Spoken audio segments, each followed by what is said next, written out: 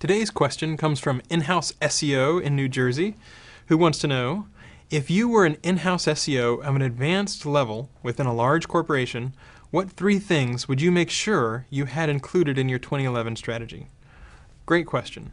So let's start off by assuming that you really do control everything within the website and you're a really smart SEO and you've got complete buy-in from your CEO, CTO, all that sort of stuff. One thing I would pay attention to is optimizing for speed.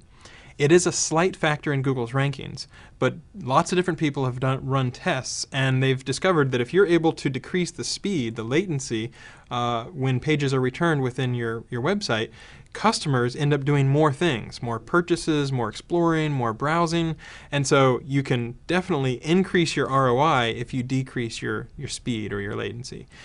So I would try to make sure that you can make your site a little bit faster. That's one thing I would pay attention to. It can be as simple as minifying JavaScript or CSS, trying to merge includes, trying to make sure that your images are optimized.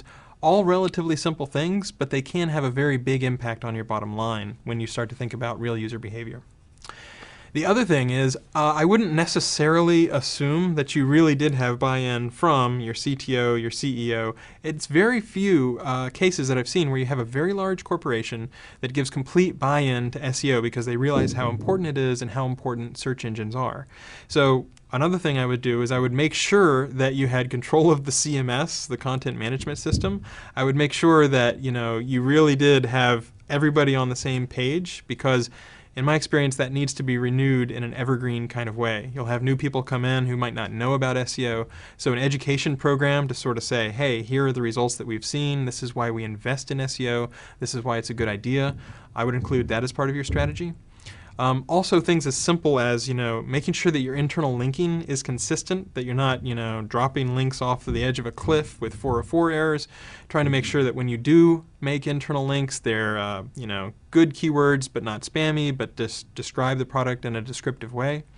So optimize for speed. Try to make sure you've got good internal CMS practices and internal linking and good internal education.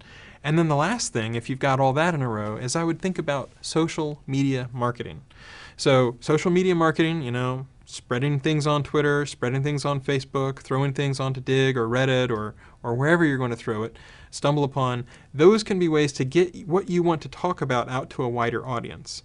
Now, can that affect SEO? Well, if you get 100 visitors, one of those visitors might make a blog post or might make a link, and that link could eventually flow PageRank or send more visitors.